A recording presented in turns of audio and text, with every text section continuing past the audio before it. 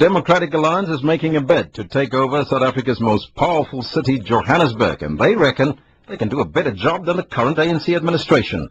On Wednesday, Mmusi Maimane erected a DA mayoral poster of the Johannesburg mayoral campaign outside his Dobsonville family home.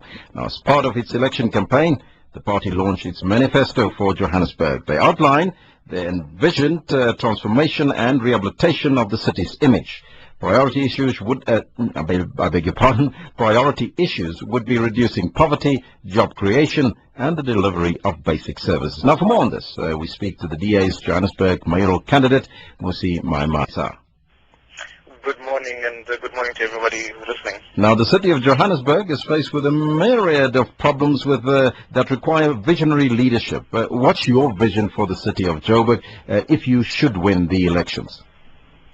You know, very simply, we've put forward that any city requires very good fiscal discipline, and so our primary priority is to improve our billing and our revenue collection. That's a key issue for the city of Johannesburg. And the second issue is that we have to make sure the city is attractive to investment, and thereby ensuring that our infrastructure is in place. And this hopefully this indeed, if it's done correctly, can be able to develop the sense of job creation and economic growth. But we also believe that the people of Johannesburg pay for the services, and so we have to ensure that the city honors the contract that it enters with residents by delivering basic services, and then ensure that we lead a city that is accountable and transparent in every aspect of government. Now, let's talk about the billing problems, and that is a focus area in Johannesburg. How are you planning to improve the billing system, which has been under the spotlight for some months now? So part of the failure with the billing problem has been twofold. One is that the Pakama project, which was set up, has failed the people of Johannesburg. And equally so, what happens is people are getting incorrect bills, and we're not being able to collect the revenue correctly. And so what we're wanting to do is just, in correcting the problem, we want to get the best IT experts to come and do the correct data transfer from one old system to a new one. We want to make sure that people will get the right bills. And then what we want to do is that actually part of the frustration that the people of Johannesburg are experiencing is that if you were to contact anyone at the call center, you would battle to get through, or even when you do get through, nobody can resolve that. So the call center is really, for me in my mind, the sense that it's a glorified post office. And so what we want to do is transform that so that people can deal with you immediately and efficiently. So we want to be able to deal with your challenge, with your billing problem almost immediately across the 24-hour period. And we'll be investing quite a lot of money in terms of correcting this issue and making sure that call center staff get the right training, that there's a specialist task team that works just on the call center and just on the billing issue. And we make sure that external auditors and accountants can come in and collect as much outstanding debt as possible, because as a city, if we're not able to attract the revenue, we can't be able to do some of the priorities that we've set out. And service delivery, we've seen violent protests in some areas. How are you going to deal with that one? Part of the problem with service delivery is the fact that the institutions that execute service delivery issues are in disarray. You know, when you look at an institution like the JRA, it's failing financially in its financial management. Constantly we hear reports of it not having money. So we have to get the correct people in the right places. And so we have to make sure that what we do is, and you can see it in an institution like City Power, we have to make sure that we get the right leadership, the right people in place, and ensure that there's the correct discipline in delivering services. We also have to make sure that we appoint teams of people who can audit what is happening. So we make sure that we can go check up on services that are not being delivered.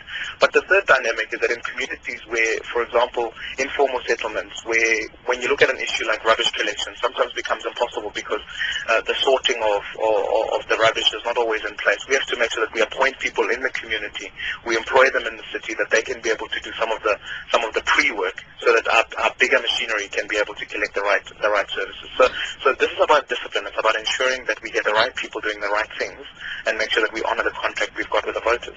Now, talking about the right skills and the right people, should you win, how do you plan to ensure that skills are retained and deployment of personnel becomes as professional as it can be? For instance, the pick-it-up situation causes stink in Johannesburg.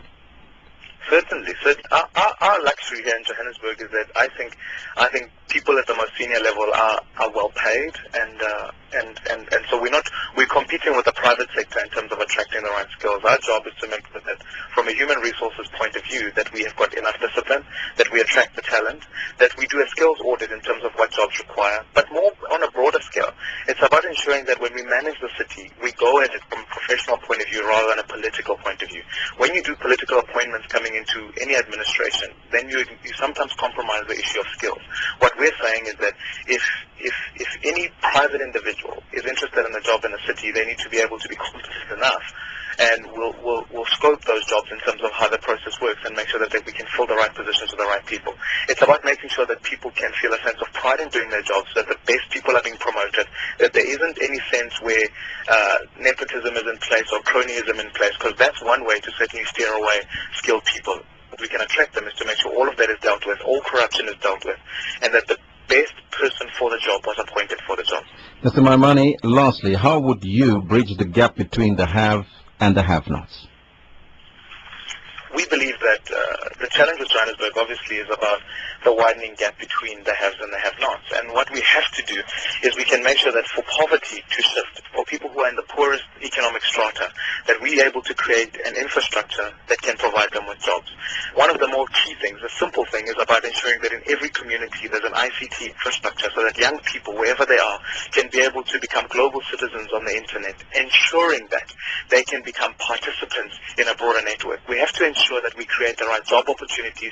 We have to make sure that if any entrepreneur wants to start a business in Johannesburg, it's easier, it's safe, and we have to make sure that services are delivered across equitably and fairly, so that in our response mechanisms, we're not quickly dealing with a pothole in one area and ignore it. We have to make sure that we bring government closer to the people are able to gain contact with government services, and that we can empower people in a broader sense of the word. I mean, it's a national challenge. South Africa is fueled with this problem, but we really believe that the best way we can do it is really have a strong and intensive focus on our ability to create jobs. Now, you've been appointed the DA's Mayoral Committee, a DA's Johannesburg Mayoral Candidate. The ANC has not done so. Do you think that gives you the head start? Just briefly.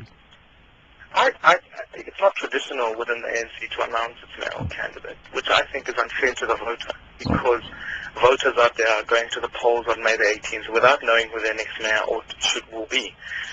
And I think it's important that, and so in some ways I do feel a sense that, yeah, it does give us a sense where we can be able to share our vision. But we want to also be able to engage the ANC in being able to invite whoever their mayoral candidate is, so that we can discuss the issues on a public network. That's where that people know that who they're voting for and who they're not. Mmusi Maimane, the DA's Johannesburg Mayoral Committee. We've invited the ANC to also have a chat in terms of their mayoral candidate, but unfortunately they haven't taken a decision as to who it's going to be. We were supposed to speak to a representative from the ANC, Mr. Hope Papo, and that one did not take place. 19 minutes past the hour of 8.